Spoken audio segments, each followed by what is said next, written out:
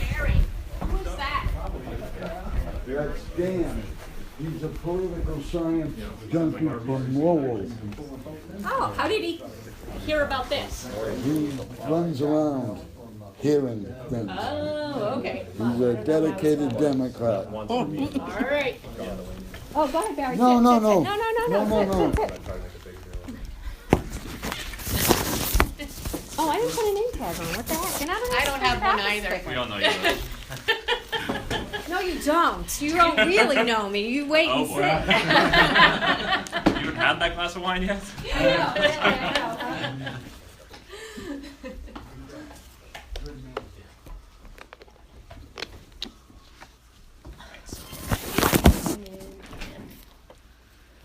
He left his smoke camera at home. Barry's coming in. Yeah, like this big honking thing. There. We taking pictures? We should all ask. Yeah. Anybody want a sticker?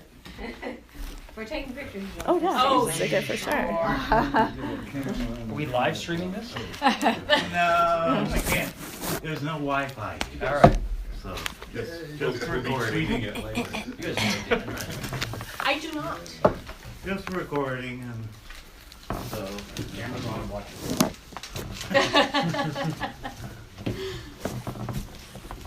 Well, do we want to start with just introductions? Go around the table while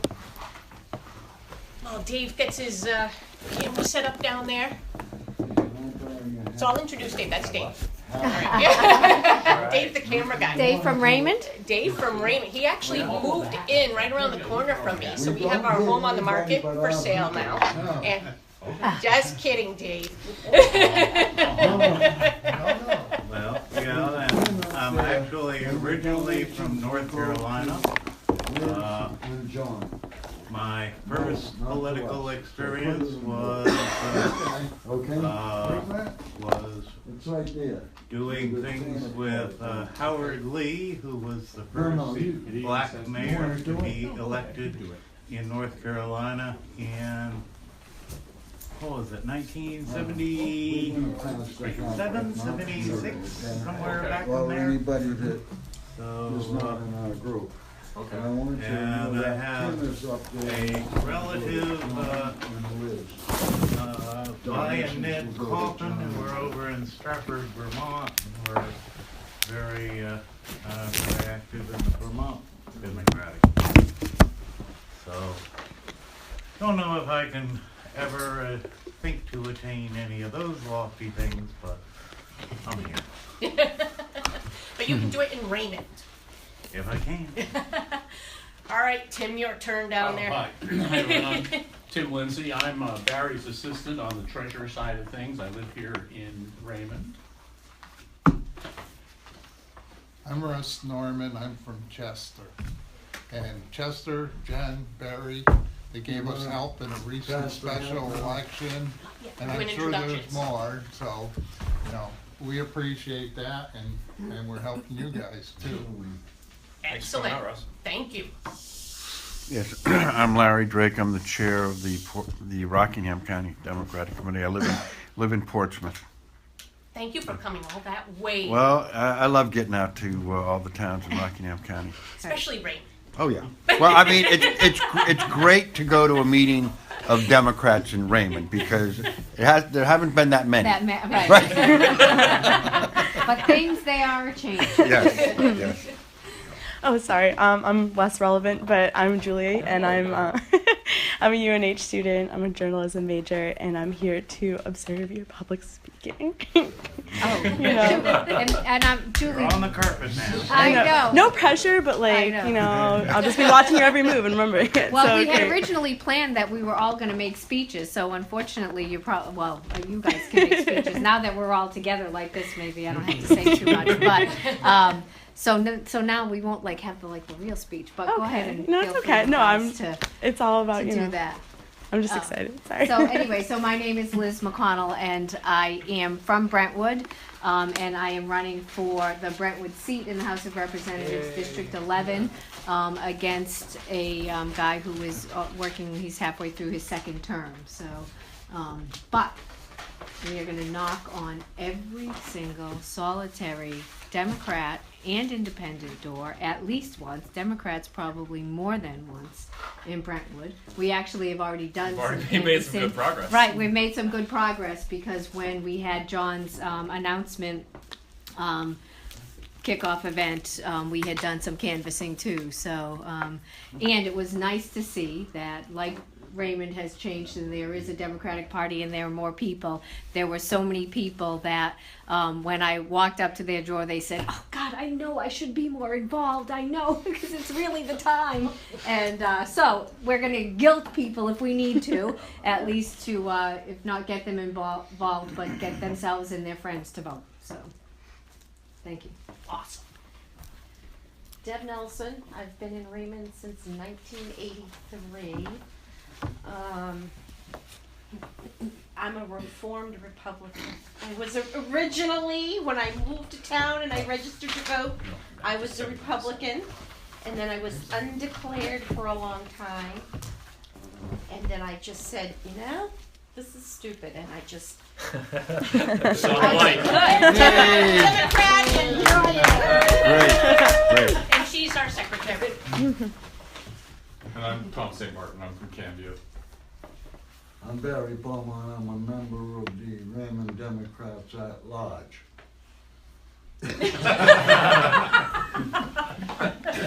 I'm Peter Derby. I'm from Raymond. I'm Jennifer's husband, and I love being involved in the change that's going to be coming about. And it's his birthday today. Oh, wow. That's great. Happy birthday. Wow. Oh, that's why we have a cake. He never gets to come to the meetings because he's always working, but he's training somebody, so they probably let him leave with the kids, so you know, so they don't scare him off thinking he's gonna work so much overtime. So This is your surprise party. And so I'm Jennifer, and I'm Peter's wife, the one he puts up with, and I don't know how he deals with me sometimes, but he does. And supports me, which is great. And I'm the chair of the Raymond Democrats, and let's see, what else am I? Rockingham County. Recent graduate. I was just gonna say job hunting. Can't help I you there. do in between all these meetings. So. I'm John Morgan from Brentwood, running for state senate from District 23, so Exeter West. Unfortunately, it does not include Raymond, but I do love coming out to meet with you all. And I'm Chris Pappas. I'm from Manchester. And Jennifer invited me to come speak about the Executive Council about 2 months ago, I think. Yep. And about the need for a candidate in this district to run against Russell Prescott. And a funny thing happened between then and now I'm a candidate for Congress. So wearing a different hat today, but we'll talk a little bit about the Executive Council too if you all want.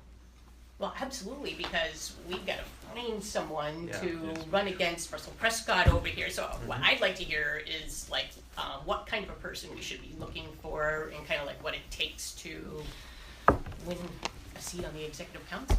So that's what I'm interested in. In state senate as well. I mean, we could talk about the need for someone to run against John Reagan in this district. So, want me to take it from there? Oh, sure.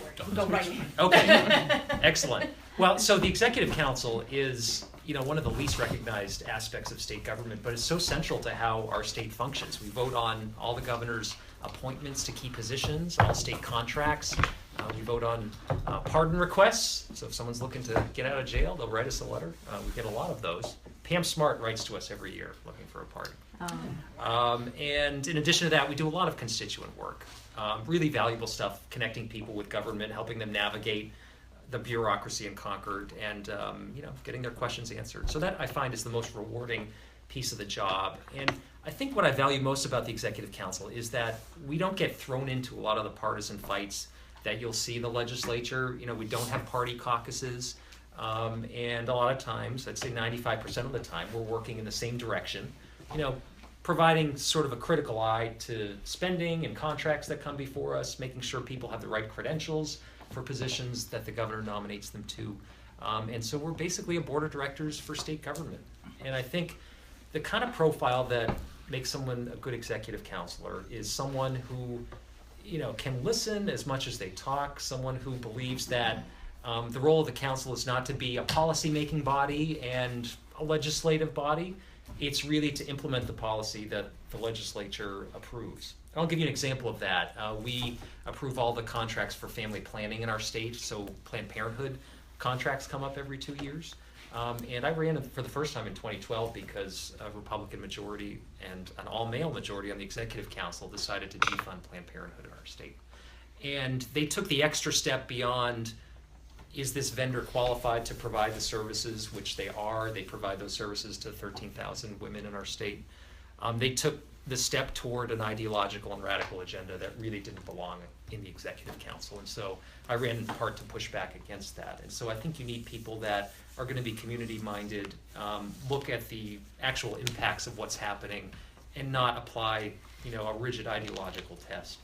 We saw a lot of damage happen to our state when Bill O'Brien was Speaker of the House, and that had its influence on the executive council too. And I think we've turned it around to an extent on a lot of issues. We were able to approve Planned Parenthood contracts this year, even though we needed a Republican to come along with us, and we convinced Russell Prescott to do that, in part because people reached out and told their stories about how valuable Planned Parenthood is to their lives. So I think we've got to be willing to tell those stories and not take anything for granted or not write anyone off who we might think might not be an ally on something. I think even in this difficult political climate, we still have a voice, and we're able to impact policy. We're able to jam the congressional switchboards when we don't like legislation. We're able to make sure we stop Trump Care from getting passed by talking about what the Affordable Care Act means to us. That turned around a few Republican senators, and because of that, tens of millions of people still have health care in this country, and we still have the protections that the Affordable Care Act provides for us. So, long answer, but the Executive Council is really pivotal to how the government functions. I think you need people that are rooted in the community and are able to work in a cooperative fashion. That's not to say I'm not a progressive on most issues, and I don't think I've shied away from being that and speaking out on those issues when they intersect with our business. But I think the bottom line there is making government function and trying to push aside the people like Dave Wheeler, who's a member of the Executive Council, who really just tries to undermine the basic functions of government. You look at this tax debate in Washington, and that bill is so dangerous because not only does it blow up our deficit by trillions of dollars, but it really sets us up for some serious cuts that might happen down the road. I mean, the next target is Social Security. The next target's Medicare. And that's been done on purpose. So these tax cuts are a giveaway to the wealthy corporations and the wealthiest taxpayers that elected a Republican majority. But they're also designed to take us down the road of going after programs that are really important for all of us and for working families in this country. So we've got to push back against those ideologies of folks that would want to see government do nothing, other than maybe provide for a military. Yeah. Couple questions. How many on the executive council? There are 5 of us. 5. And there are 3 Republicans and 2 Democrats right now. What's the average age? I haven't averaged Deceased. it out. I'm the youngest one of the group, put it that way. How far down do you bring that average? And gender? There are no women. No women. And I think that is something we really have to try to change. In my first term, we had a female executive counselor, Deb Pignatelli from Nashua. We also had Governor Hassan in my first 2 terms. Now we have Governor Sununu, and we have 5 men on the council. And while I do my best to bring out my feminine side and do my best to represent women's issues on the council, and I think I do that pretty ably, something's missing and something seems wrong when there isn't a woman in our group. Time to go into clinger mode. Yeah. Maybe that informs Jennifer's question in terms of what to look for. Yeah. And A woman. Yeah, no, I think that's a great answer to the question. We had Beth Roth last year. Yeah. She lost. I think she got killed though. Did she? I don't think she did. Well, It was, it was Yeah. a tough. Prescott It's a is tough tough in our district Yeah. though too. I mean, they elected him senator without even, he couldn't even answer questions. At least the times that I Yeah. had seen him, he just wasn't informed about his own, the whole process of legislation even. But Well, but I kind that's of that R wonder next to if his name. people don't really know about the executive council, Yeah. then they probably don't even know how to vote when they get there. So how many people actually You're right. vote for, like, I wonder how many actual votes. Yeah. And when I ran for the office, it was hard to talk about it because I had to be a part-time civics teacher to tell people what is this thing and Right. why is it important. I mean, I still have to remind my parents what I do on the executive. What is it you do there again? Why does it matter? And they've heard just about every fundraiser and house party that I've done. So I think you don't necessarily have to be an expert in how it functions. I think you need to relate it to the general issues that are at play in that election. You can almost run sort of a mini campaign for governor and talk about the important issues happening in the Well, state. why is it that people are so much more interested in the representative and senator than they are the executive council if that's comes up every 2 years too? Like, why? What do you think that is? Well, most states don't have an executive council, Yeah. you know, so Oh, we're so is we're that- different that way. So Yeah. other people, if you That's a come good from point. somewhere else and not here, if you weren't born in New Hampshire, you wouldn't know, you know. Interesting. So No, I didn't know it that. was totally new to me. Yeah. right, yep. And I'm still not real sure, is it more that the Congress creates the law, the governor enforces the law, the executive council advises the governor, or what's the relationship between Yeah. the council and the governor? Yeah, I guess let me be a little bit clearer on that. So, most actions that the governor tries to take within the executive branch require council approval. So, you know, the council and the governor can negate each other in a sense. And so it takes both groups, you know, both the governor and the council, the majority of the council, to agree to get something done. So it is. If there is an oppositional Yeah. situation, what happens? Nothing, essentially? Potentially. You know, if the governor's putting up someone for an appointment to say, be the next attorney general, and the council doesn't agree, it can vote no. The governor would have to go back to the drawing board and come up with something else. But if he just wanted one particular person, you know, there could be kind of a logjam there. Yeah. And I think that's not the ideal situation. I mean, we are an important check and a balance on the governor. And New Hampshire's retained the executive council because we didn't want to have one chief executive with too much power. Yeah. We wanted to make sure that was balanced out by other North forces. Carolina has had the experience recently with Governor McCrory, Absolutely. who just basically ran ramshot Yeah. over all kinds of programs, and now I don't think as highly of UNC as I did back in the day. So, And on his way out of office, he tried to change all Oh, yeah. sorts of rules. Right, so the Left new it. incoming governor couldn't do things or something like that, yeah, so. little bear traps. Yeah. Well, I think let me just throw in a little bit, that the origin of the executive council, as I understand it, was during the colonial times, when the executive council was meant to be a check on the royal governor, right? And actually about a mile or so from where I live in Portsmouth is the, I'm blanking on the name, but it's the governor's, it was the governor's place in the colonial time. Portsmouth was the capital of New Hampshire. And there's the room that you go in that is the Wentworth executive. Coolidge Right, that's it, the Wentworth Coolidge Mansion. And there's a room that's where the executive council met, you know, in the 1700s. So, anyway, so that's the idea, is that it was originally a check on the royal governor by the Americans. Does the council ever try to exert influence the other way around? Like, do you have regular meetings with senators or representatives or anything like that to talk about issues and what you think you guys, because you are all guys, would be willing to Yeah. pass or vote on or anything? No, we actually don't get involved in Nothing. legislative affairs at all, and really our purview is just managing the executive branch. That's it. So there have been opportunities in the past where we see bills that we feel strongly about, and we might testify at a hearing or talk to senators or reps about it. So it's up to you to know what legislation is coming Yes. by and Yeah. what the impact will be. And so what kind of data do you get that tells you what the impact will be? Is that all research that you do on your own? Do you have a staff or? We have a staff of one that supports all five of us. Oh boy. And so Yay, New Hampshire. She runs the office and helps us a little bit in terms of constituent issues that come up. But really, we do our own casework. We do our own research on contracts. Every agenda can be 5,000 to 10,000 pages of reading that we have basically 4 days to do. So we do a lot on our own. So no wonder why people don't want that job.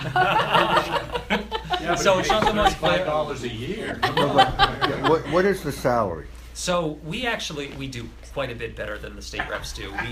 It's Oh, I'm around, running then. It's around $12,000 a year. Okay. So it's might be more attractive to someone that needs to balance some time away from work. Yeah, with no, something that, that's important might to know if help you're them take recruiting care of somebody. their obligations. Yeah. Okay.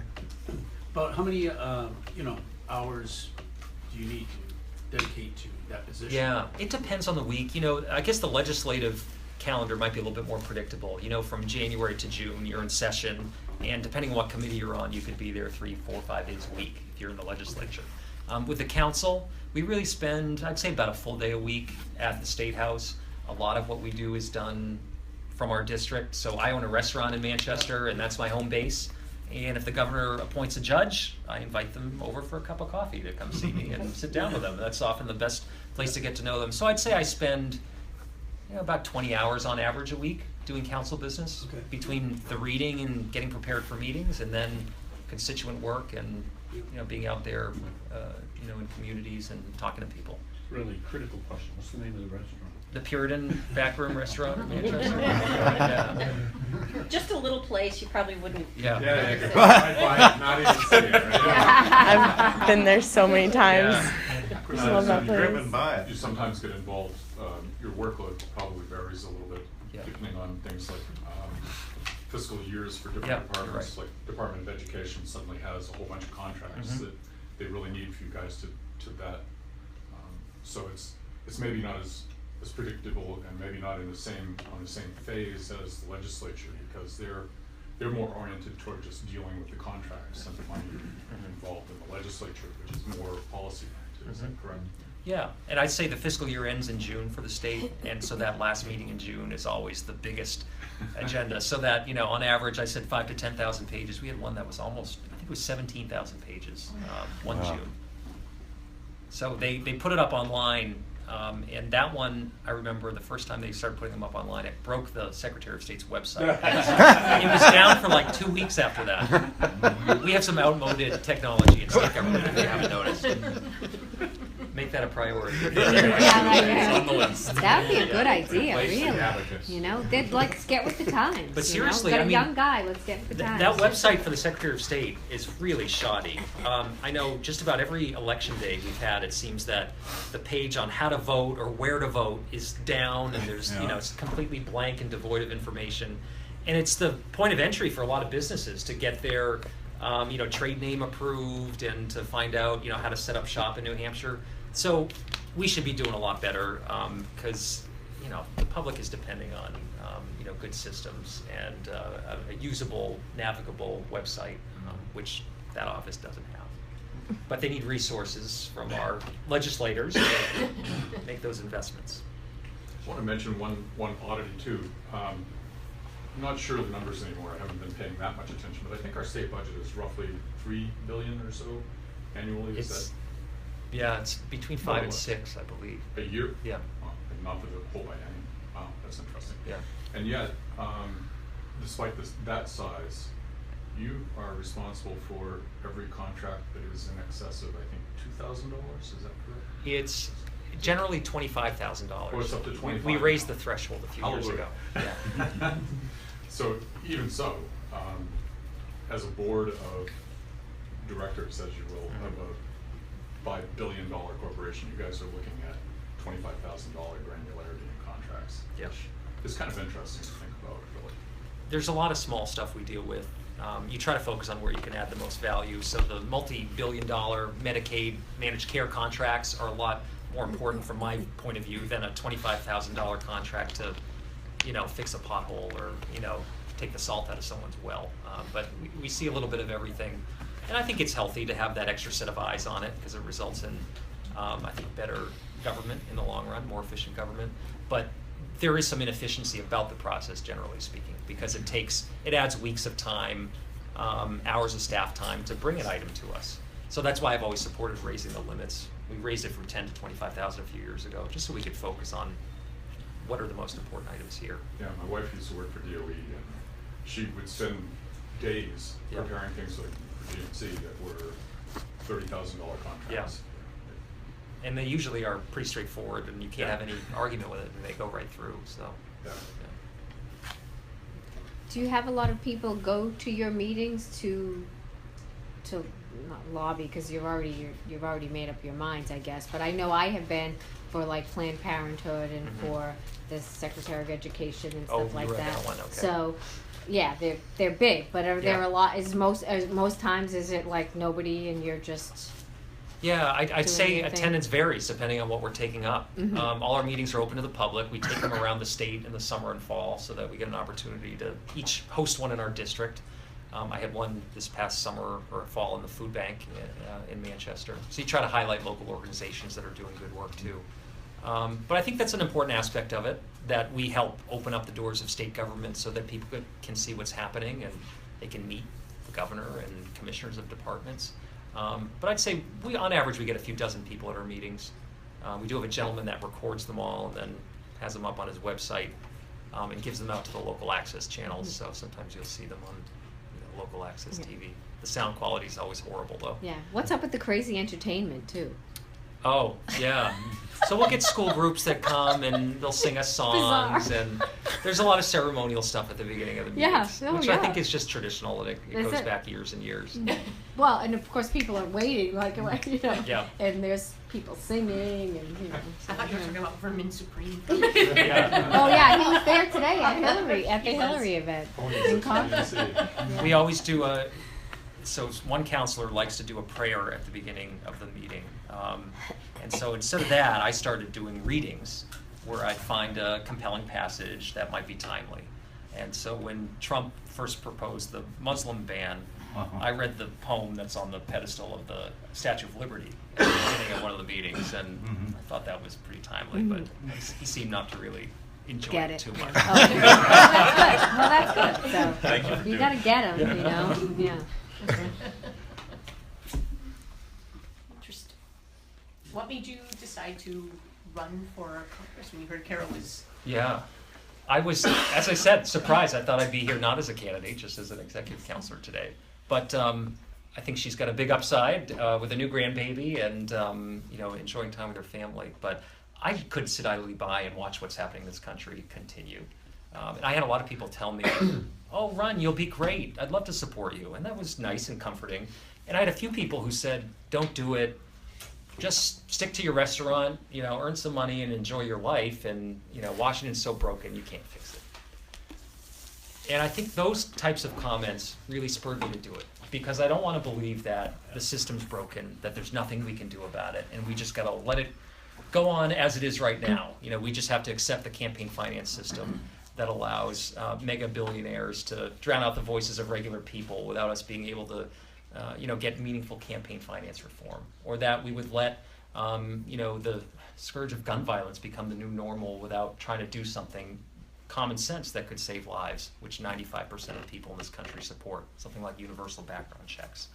Or the situation to happen where 800,000 dreamers in this country are allowed to be guessing about their future, even though this is the only country that they know.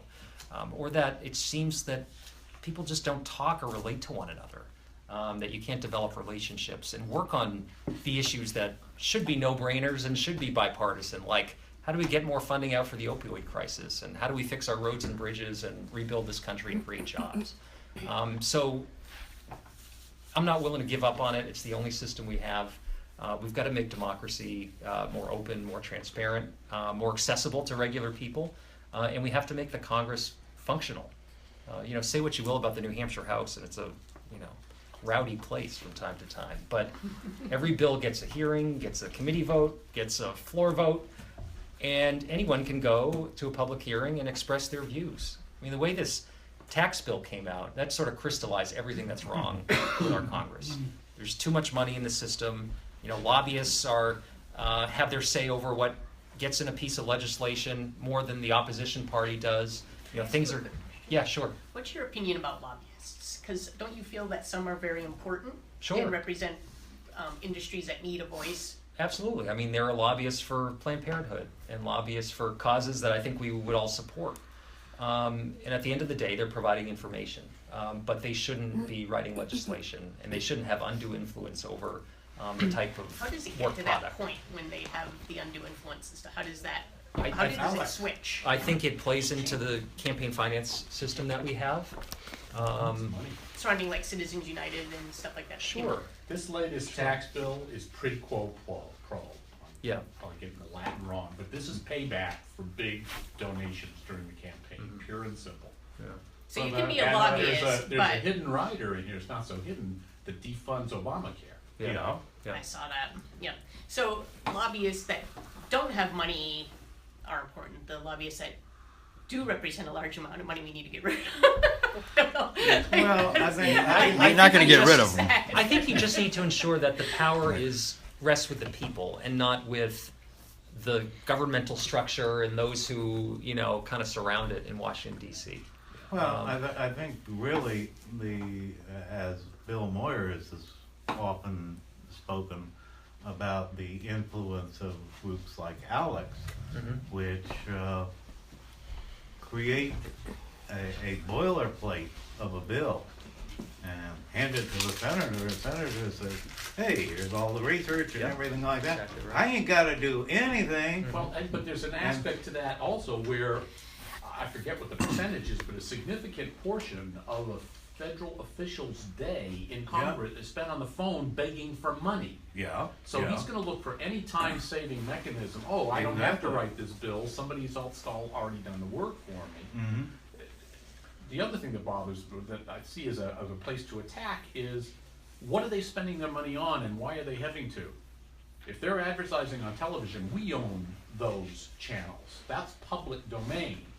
I would like during election season to see it required that every public communication channel, television, cable, is required to run a certain amount of free political advertising for every candidate who's running. Take the reason for the money away. Sure. I like that. I always try to go after the root cause. Yeah, money's the root cause, but why are they having to call and get all this money? Because it's expensive. Why? For advertising, to change people's minds. That part needs to be pushed in the public sector. Yeah. That's the biggest piece of the pie when it comes really to is. campaigns. It is. What we saw after Citizens United was about $160 billion before that decision spent on our elections from outside sources. After the decision, tenfold increase, $1.6 billion was spent in the election immediately after Citizens United, without really knowing where it's coming from or who's running the ads, and it drowns out the voices of regular people. Now, Alec is the Koch brothers, right? That's their I think lobbying they campaign? probably They funded. play in Americans it. for Yeah. Prosperity is the Koch brothers' Yeah. primary group. Portion of it, yeah. But other they're countries don't do hurting, so. political advertising either. I think we're unique in that, aren't we? Well, and some of them have 6-week campaign Right, windows yeah, too. yeah, You can't so- campaign outside of that. Yeah. I would enjoy that more than anyone else. Yeah. My election's a year from now. I know, right. I know, in some ways, I think it's good that people have gotten out soon, like you and John, but, because people are so upset about what's going on in the world, but it just means that it's a long campaign, and that all takes money, and so that feeds into that whole process, which makes it difficult, Yeah. so.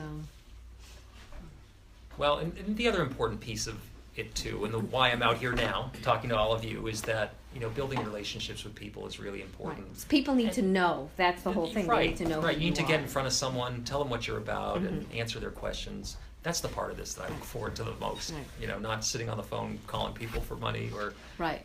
Raising money so we can waste it on TV ads. Right, which is why all of us in this district know that when, we did it for Carrie Lerner, for, her house race, we knocked on doors, we did it for Joyce Craig, we all knocked on doors. A lot of us in this room did all of that stuff, So, and that is important because you need that face-to-face contact with your constituents, so. That's So- still the most powerful interchange you can have is face-to-face contact with a voter. That kind of personalized touch. When Carol Shea Porter did her campaign, she would always do postcard writing campaigns where she'd get a group of supporters together and they'd write postcards to people in town. Right. That's the kind of you know, not that that's old school necessarily, but you know, that's the kind of personal touch that I think is too often missing from politics. I think we still are able to, you know, employ that in New Hampshire in successful ways, and I think you've seen that in some of the state rep elections that we've won.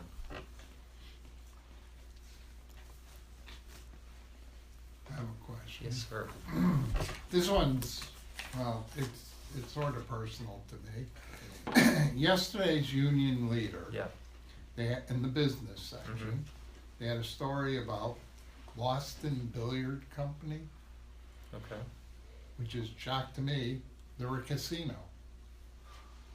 They have 50,000 square feet, I think it was. I can't read my own. Okay. They have a poker room, they have roulette, they have blackjack. It opened in 2000. They started with 30 employees. They are now up to 140 employees. In 2016, they started with the casino. They have donated 1.3 million to charity, and I know that's what they're operating on. Oh, is that the one in Nashua? Yeah. Yeah, okay, I've been there, yeah. Not to the Okay. casino. Whatever. I haven't been there, but me and my wife, we worked at the Rock. Okay. Okay, so it's sort of personal here. 35% of their profits end up with the Boys and Girls Club in Nashua. But the other is profit, which is like 70,000 a week. I don't know how this, you know, there was a casino that wanted to invest in New Hampshire. I know from my readings that when Maggie ran for governor, she ran against Owen LaMontagne. They both supported the casino. And I think Mr. Montaigne was the lawyer for Rockingham Park. He was, his firm was anyway, yeah. Yeah. So anyway, so that was killed. My opinion, not a fact, but my opinion was it was killed because they didn't want Maggie Hassan to have success. So a lot of jobs purposely got killed in the state. The Republican platform said that they didn't want it because they didn't want more money going into state coffers. Yeah, yeah. So with this background, and I know it's already, they dug a hole, it's gone, you know. The Rock, you mean, Right. yeah. You know, but how can this spring up? This is, you know, this isn't the Yeah. concept of charitable gaming, you know, with the bingo hall or the church, whatever. This is a big business. 140 employees. How does this happen? Yeah. Yeah, for people who think there's no gambling in New Hampshire, Yeah. these charity operations are de facto casinos. And there was one at the Rock before it was torn down. Right. There's one on Hampton Beach. Yeah. There's one on South Willow Street in Manchester. There's Really? one at the old Seabrook Greyhound Park. So I think there are about a dozen of them. And a around the ton state. of nonprofits. The Richard McFarland Children's Center that I have worked for in the past. We do it quietly because we're an organization that supports children with developmental disabilities, but Yeah. yet you can get a chunk of change from them. And so I don't know. I mean, Yeah. it's a business. Right. Yeah, I'd have to look at exactly what the statute says in terms of what they can use for overhead and salaries and all that. My understanding was that they were supposed to be basically not for profit. That Well, they were supposed to sustain their operation. Everything else was going to go to the charities. We had a commission. We had a not commission. the way the article reads. Yeah. And it's in the business section. Yeah. It's not in some nicey nice Yeah. section. We had a separate racing and charitable gaming commission that got folded into the lottery commission Yeah. a couple of years ago. So now the 3 lottery commissioners are the ones in charge of that. But yeah, and these places are pretty popular. I've been by the one on Hampton Beach, a busy Really? summer day, and people are Yeah. spilling out of it. Yeah. See, I guess I don't know anything. Yep, and I don't know how often they pick a charity, but they pick a charity or they You have to apply to them you actually do. in order to get funding from them. So, and what about Keno for kindergarten? Yeah. I didn't have any hand in the Keno. I think that's a terrible source of funds for kindergarten. Oh, it is. It's one thing if you want to do Keno and set it up and raise money in the general fund, have a vote on that, but don't tie how much you're giving to towns for kindergarten to how much people are gambling. That's just really sad, and the fact that if we don't hit a certain level, the grants are going to be lower for public kindergarten. Right, and then then towns have to make it up, and then people's taxes go up. Oh, That's it. and then some towns will say, well, we're not going to allow Keno here, but yet they're still going to take the revenue from the Keno. From the other towns that are from the doing other towns Keno. that Right, are doing it. right. So So- I think it just sets one town off against another. We should have full day kindergarten. It should be mandated, and the state should provide the necessary resources to communities to Right. have Are it. we like one of 2 states in the nation that doesn't have kindergarten? I don't know how many it is. Yeah, I mean, not that before many. Gene Shaheen was governor, we were, I think, the only one. Maybe there were 2 at that time that didn't have it. Do you want to weigh in on that as a future state senator? Well, education is an absolute top priority, especially as the father of 3 little boys, one of which is in full-day kindergarten. I can tell you, based on that experience alone, the exponential growth we've seen in him is remarkable. And it's December. We started in September.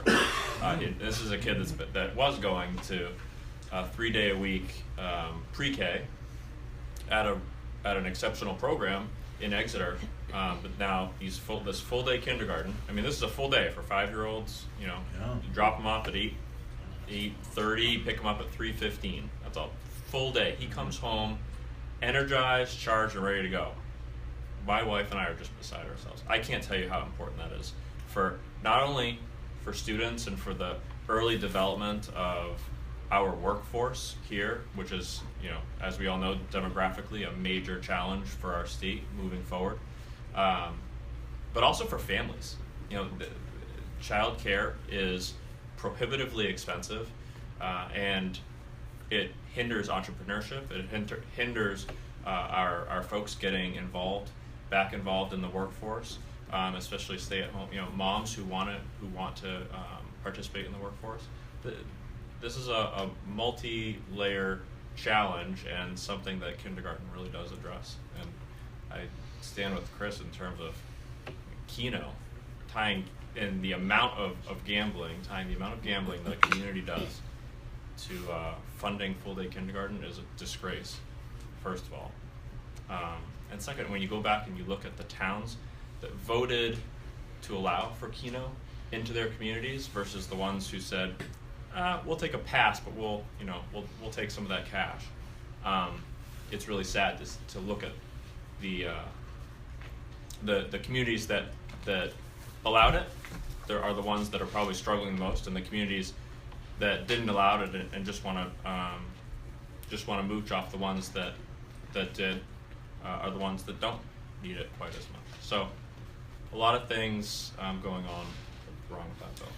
To that point, a number of years ago, I seem to recall hearing that the state Supreme Court ruled that our method of funding education was unconstitutional because it did not give equal quality of education from town to town. And for a while, there was a program to set up donor towns and recipient towns, and the donor towns were real pricks about it and said, well, we're going to put our money into escrow, but the state can never touch it. And is that still the situation? Are we still, because here in town, it's property taxes, and Raymond ain't a rich town, but you go to some place like, Rye, they've got great schools because they've got property taxes up the yin-yang. So is that still the situation in the state? Yes, so, we're still under the Claremont rulings right now, and the state has set up a system of funding and local grants as a result of a series of rulings over the years. Plans have been vetted before the court in an advisory capacity to see whether or not they pass constitutional muster. But I think you're absolutely right in your observation. The system we have today, there are still large disparities between communities. I mean, you can't say that the resources that Bedford has to put in its schools are as equal as the resources that Raymond has to be able to muster for its local schools. Education is the great leveler in terms of opportunity for kids, and we're seeing too many kids in poor districts not have the same chance to get that early start and to be able to grow and be on a path where they can take advantage of every opportunity in life. So that earlier ruling by the court as to the unconstitutionality of the method, has that now gone away? It hasn't gone away. It's still in force, but the interpretation has been that whatever system the legislature cobbled together was past muster under the Claremont rulings.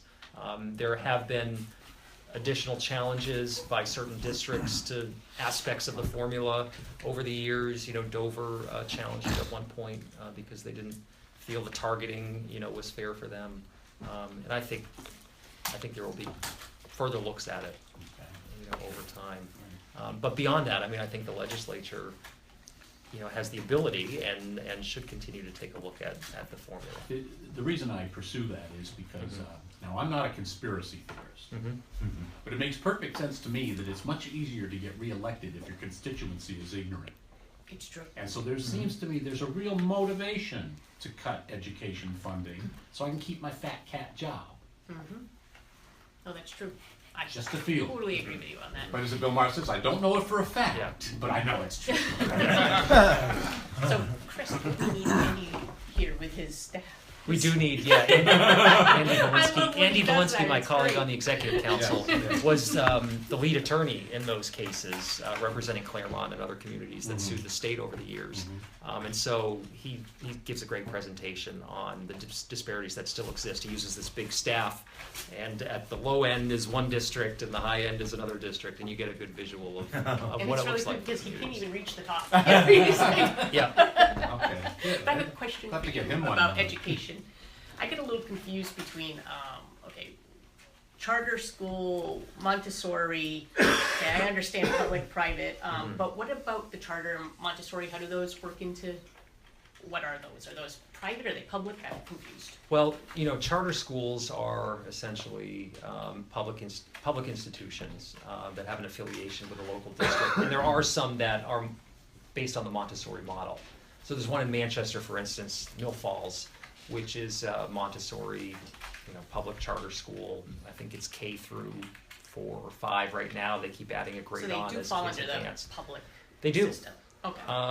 But the question is always, how do you fund them, and how do you do it in a way that doesn't draw funds out of mainstream schools that are starved for funding? So, okay, then, how do they get funded? I Against talked the about other that in a public very schools. kind of agnostic way about my feelings about charter schools, but just to give you an idea of what they do. But there is a competition for dollars and resources because Can anyone go to a Montessori or charter or not? so the charter, if they have a public charter, then basically they can't admit whoever they want. There has to be a lottery system, for kids that fall into that district to get into the school. So they can't necessarily pick and choose who their students are.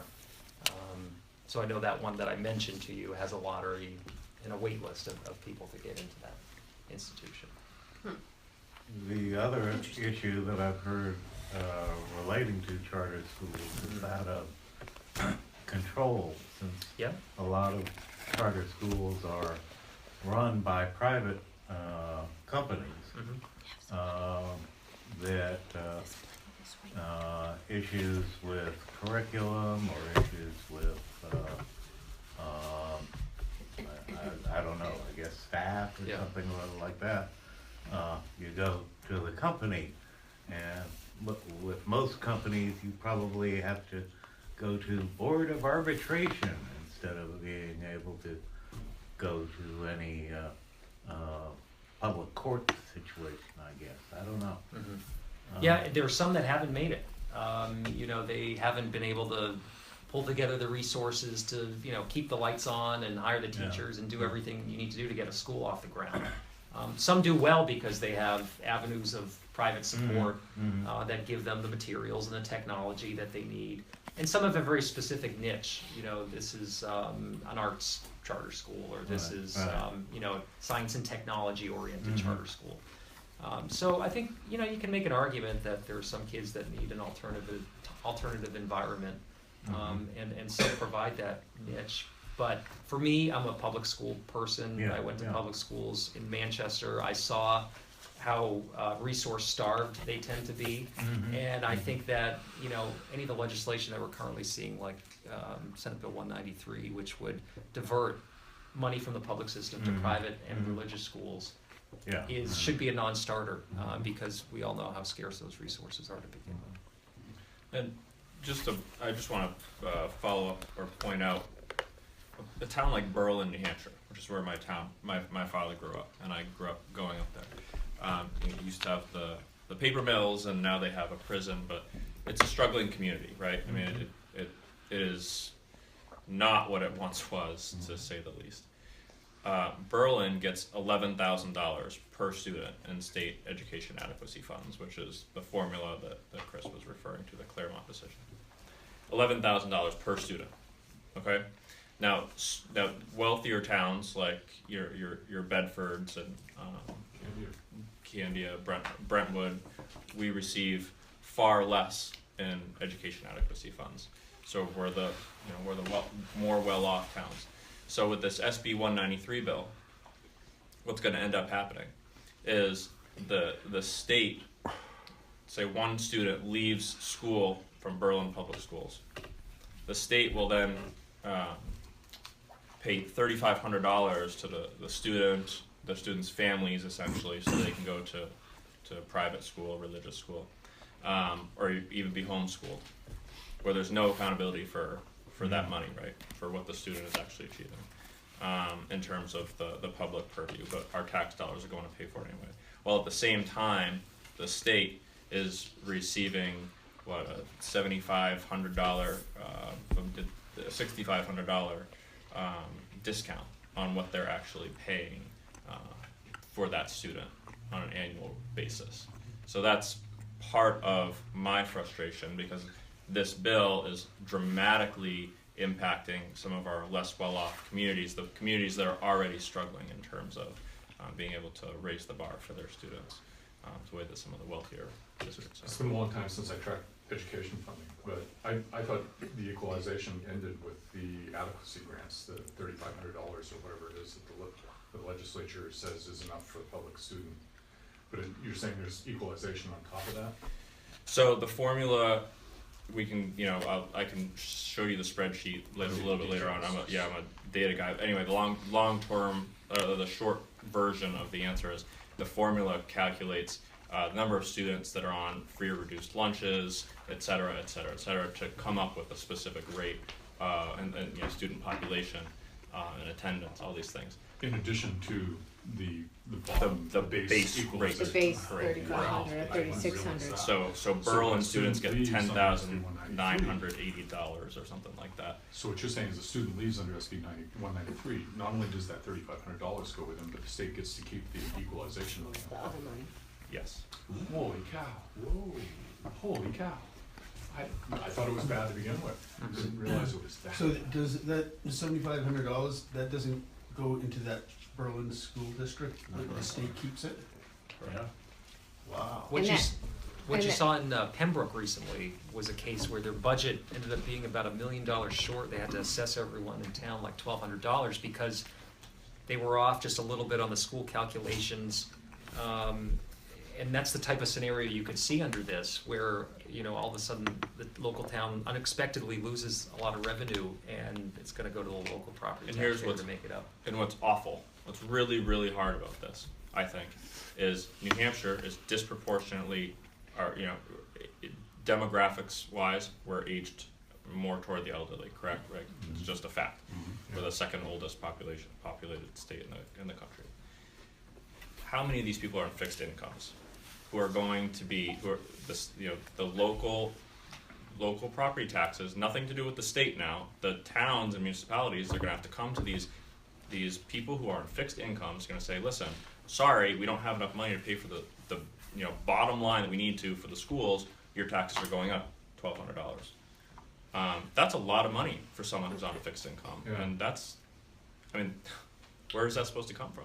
I think too, one thing that's really important when you're talking about SB 193 is to make sure that people realize that just because a student leaves and loses that $11,000 or whatever, that doesn't mean that $11,000 is gone away as an expenditure for the brick and mortar of the building. That's from exactly 20 right. kids in a classroom and you go to 19, you've still got that same teacher, you've still got that same retirement, you've still got that same brick and mortar. Right, and then the town ends up paying that difference. Exactly. The taxpayers end up paying that difference, because Exactly. if kids leave, then you can't change that. You One can't of the change ways that I've tried dynamic. to simplify, that idea for folks is to say, listen, you have 2 kids at home, okay? You have a family of 4, 2 kids at home. One of them goes off, gets a job, goes in the military.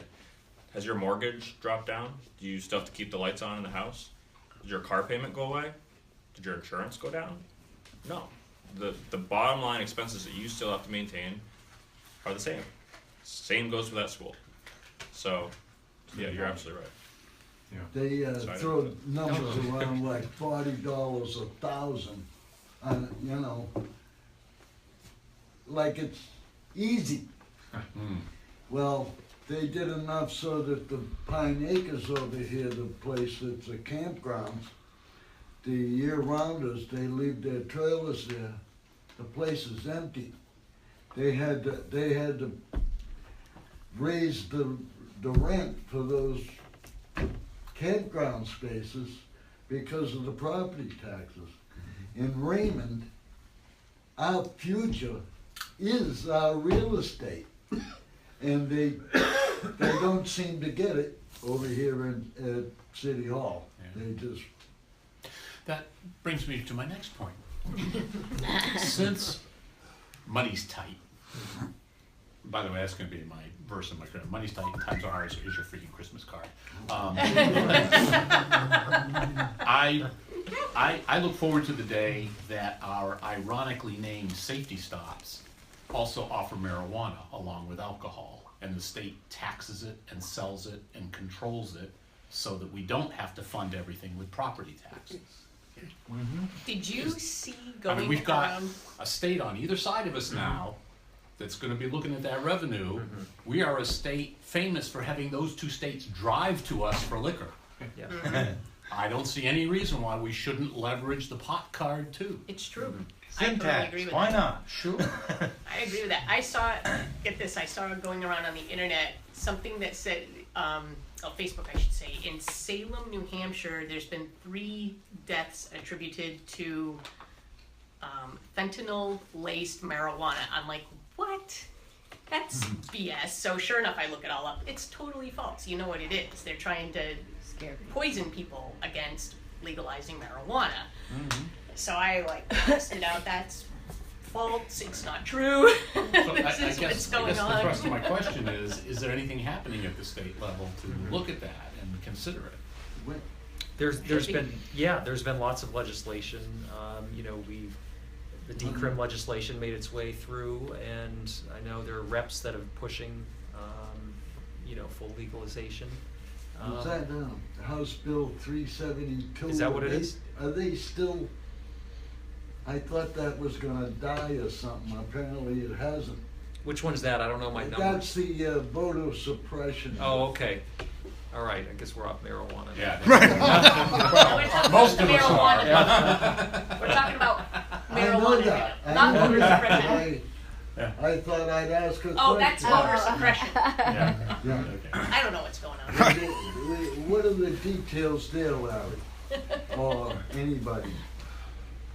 How is that? Well, I mean, but I think the voter suppression thing already passed, right? I forget the It number. has, but there's a new one. There's a coming new up. amendment. Oh, really? They've Okay, I don't amended know it or about something that. like that, right? Yeah, the new one would require you to get an in-state identification and essentially, Register a would car, or register a vehicle or car something and like cost that. you money. Right.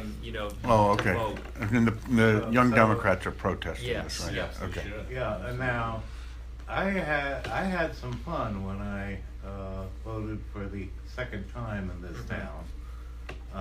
Although I did have a New Hampshire's driver's license, I didn't particularly want to use it because the picture is old, things like that. I got a brand new passport, U.S. passport. One thing about it, the passport does not have my address on it. Tried to use that for identification, and they were sort of, I don't know what this is, and I had printed out the that poster that I've seen of here are the appropriate documents and everything, and so they allowed me to vote. My wife, who does have an out-of-state ID, because last time she drove was in North Carolina. She's up here, she's disabled, she has no interest in driving right now. I get to do it all. She also has a passport. But one big argument that I have about all of this identification is that just because the identification expires doesn't mean that you expired. that I'm still me. I mean, maybe I can't drive, maybe I can't fly, but I'm still me. So identification for identification should be good whenever, wherever, however. Yeah. You know. Well, you need to remember that these laws are not designed to prevent voter fraud.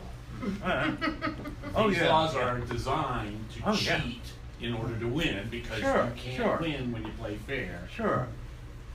But and also, does the executive council have any ability in saying, well, I think this state officer has maybe kind of gotten a little beyond long in the teeth and maybe needs to think about retirement? Yes. Are you talking about the SOS? What? The You Secretary talking about of the State. Secretary of State? Well, Chaz isn't here, so I thought I'd ask the No, question. that's an important one. And our Secretary of State is not appointed by the governor and approved by the council. It's elected by the legislature by a joint convention of the House and Senate. Okay. They get together on Organization Day and they elect our state treasurer and they elect our Secretary of State. And he's been our Secretary of State since 1976.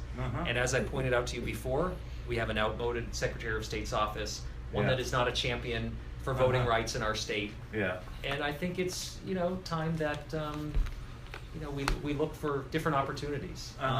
Because, look, he participated in the Trump voting rights, or, voter suppression commission with Chris Kobach from Kansas. Right, and I've been watching has an that agenda. very carefully because fairly soon after I got involved in this little group, they handed me the list of Raymond voters, and I'm a data guy too, so I've been trying to play around with it and see what I can do.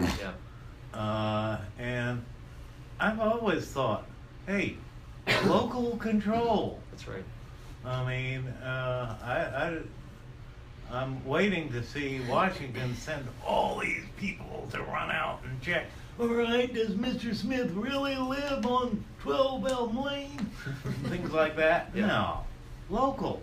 So well, that's how we've always done it, and we didn't have any voter fraud before we had a voter ID law. I mean, you generally had people running elections with integrity at the local level who you couldn't question them. Right, They do a great job with it. Right. So these additional steps are just meant to be barriers for people to participate.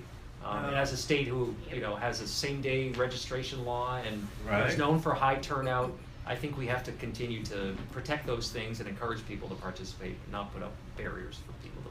Certainly. We back in the 60s and 70s, we had the neighborhood voting precinct, which was actually in a neighbor's garage. And so they'd actually have a lawn party at the same time. So it was a very neighborly thing to get together. Yes, definitely. How does one become Secretary of State? You just have to, someone has to put your name in nomination. You know, a state rep or a state senator, have them nominated. You know, and I think that, you know, Bill Gardner has been a great protector of our presidential primary. And he's a genuine, decent guy, but I think he's been used by I the think- president and by Chris Kobach on this voter fraud commission. No, And I don't think he sees it, and I think he's Right. he's doing a disservice to the people Right. of New Hampshire. Definitely agree there. Yeah, all right. Oh, yeah. Yeah, back to the marijuana issue. Oh, good. Barry, you are Took a while. so funny. He All is right, so thank you, funny. Barry. Let's take another hit on that. I don't get it, what's so funny, this is a round table. I got a question. I would Actually, it's a square definitely table, favor but- it, but I would earmark every dollar for New Hampshire schools. Period, that's, Our slogan could be, the more you smoke, the more they if learn. I really need something, I can go see my son in Massachusetts and my relatives in Maine. And I wanna say, we're gonna put the good money one. in there, because I really think, students should be fed at school. It pisses me off that these issues come up with kids that haven't paid their lunch Oh, expense. It's there are some bullshit. I'm communities sorry, but that just everybody has irritates me. free lunch now. It just They comes should with have school. breakfast It should. and lunch. Yeah, they should. They should have breakfast and lunch, and that just sends me over the edge when I hear about kids being in school hungry and then eating crap at school too. That's the other thing. I know several school drives teachers me who bring nuts. food with them to feed Yeah, their students right because here they don't in have a Raymond. decent breakfast. The retirements for our teachers and some of our town workers, they have not covered it. I mean, you know, if they get 4 or 5 a year, no problem, but if they get 10 or 12 a year, they're not keeping up with the funding for the retirements here in Lynn. And that's why that should be Well, that's a, earmarked for the teachers in the schools. that's a statewide tradition. You know, AARP was founded on the fact that a Yeah. teacher was retired and living in a chicken coop. Right. So, I didn't know that.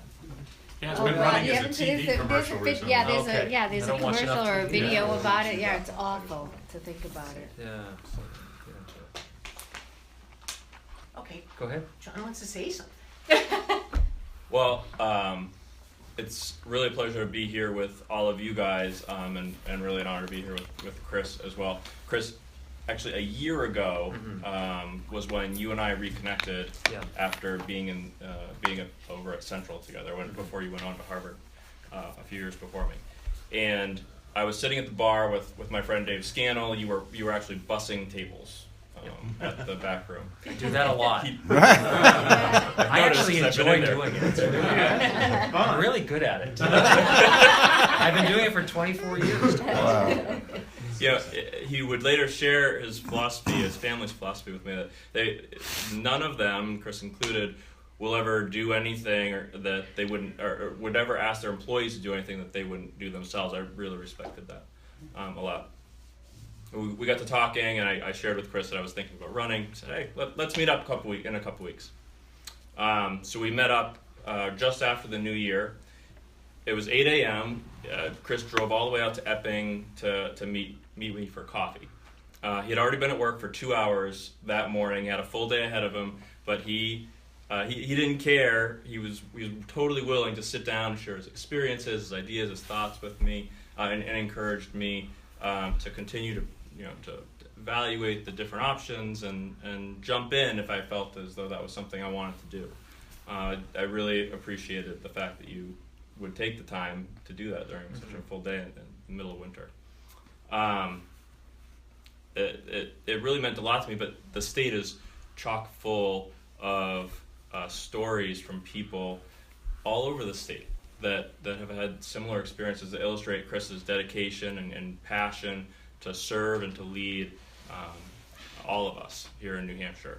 And there is no one else that I can think of who would serve with more integrity, who would make our state more proud than Chris Pappas in Washington. There are a lot of great people that are running, but Chris has fought for us. He has fought to expand Medicaid to 50,000 New Hampshire families. He's fought to secure millions of dollars for substance abuse treatment, recovery, prevention issues here in our state in the middle of the opioid crisis. He's fought to protect women's health through funding of Planned Parenthood.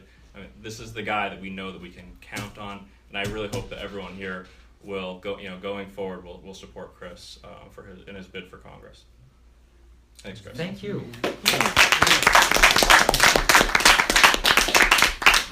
He said it much better than I could.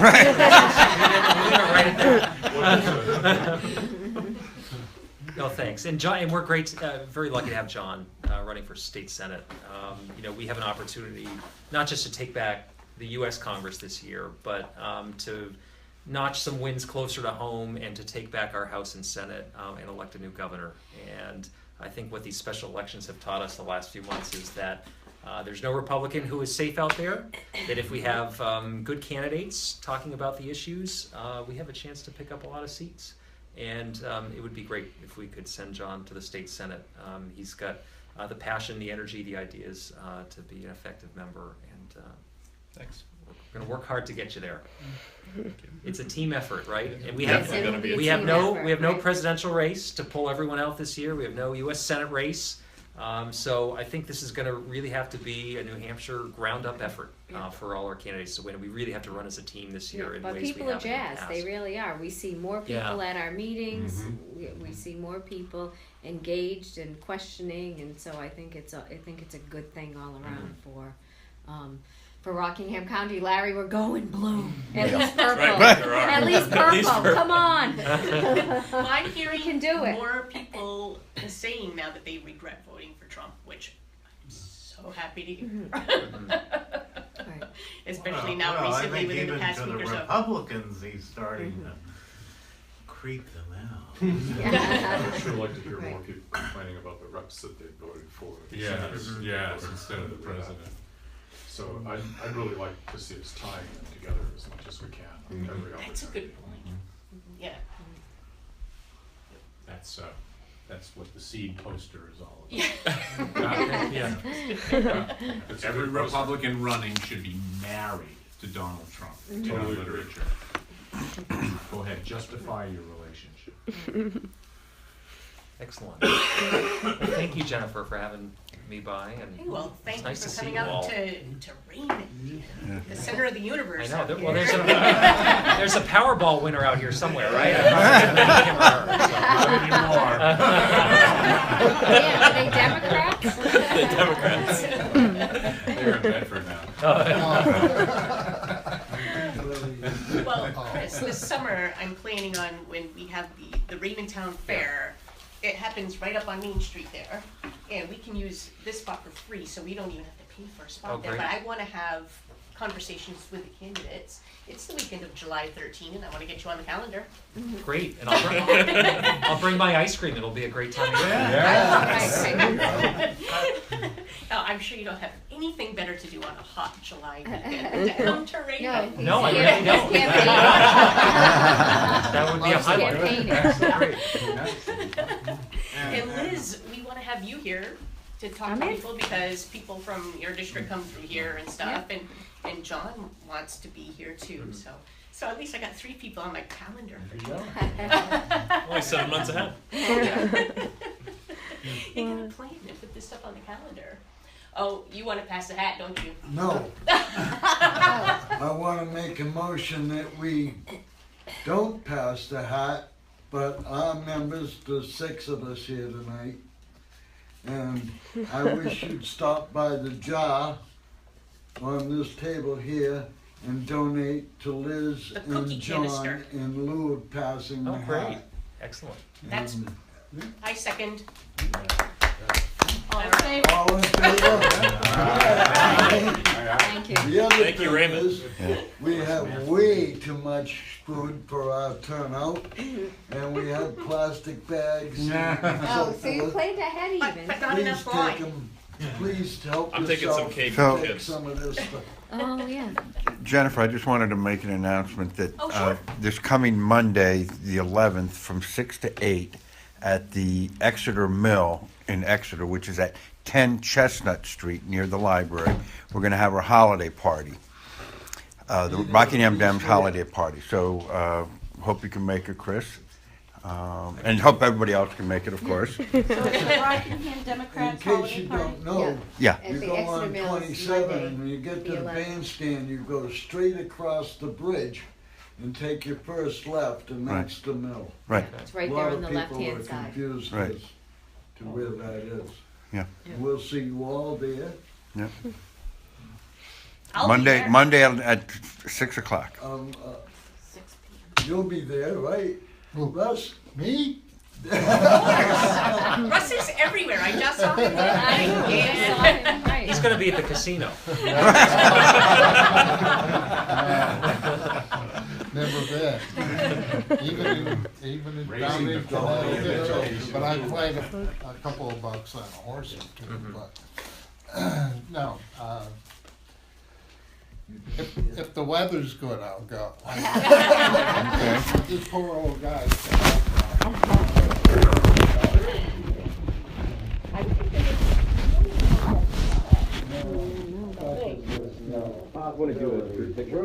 Yeah, that'd be awesome.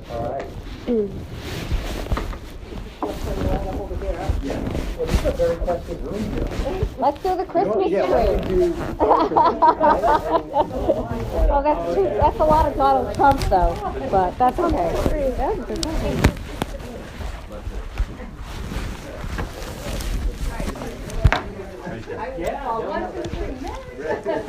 I know, like the Deerfield Jams, I always donate ice cream to give out root beer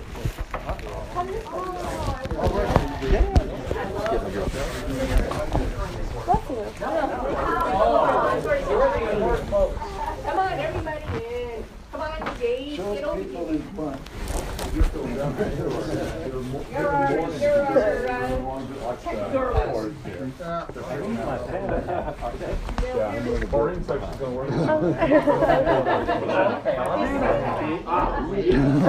Working on the bell. Really representing.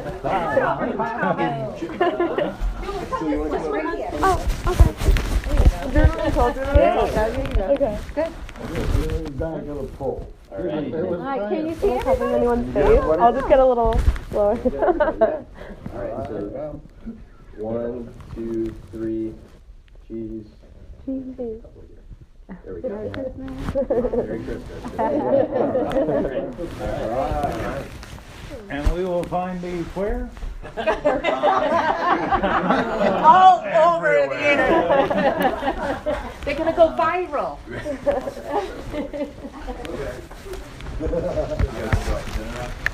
Did I bang my gavel? Well, thank you. And don't say you're not relevant. Girl, you are very relevant. Oh, it was fun. Our little group, just to get a little like that. I know, Sometimes we have more people, sometimes we have less. I think this is pretty good. I'm trying to grow our group. Like, Oh, yeah. more advertising. That makes money. I want to put an ad in the hippo. But it's expensive. Are you familiar with the hippo? Yes, I am, yeah. Pretty pricey. Yeah, I bet. I mean, I still heard of it, and I'm all Well, it's whenever it gets dropped in Linwood anywhere, it's distributed so fast it's gone Oh, by yeah? the end of the day. And I'm like, we need to put ads in the hippo about us meeting here. Because, you know, so you got to raise a little money and Absolutely. try to figure that out. Thank you so much for Well, thanks for coming. You can come anytime, but I know you yeah. want to mark your calendar first Tuesday of every month, 7 o'clock. Okay. I know, it's like finals week. I was like, I gotta squeeze it in. I was like, I've never been to like something like this. I just wanted to do whatever. Well, thank you Well, guys. thanks for coming. I know. Bye. Bye.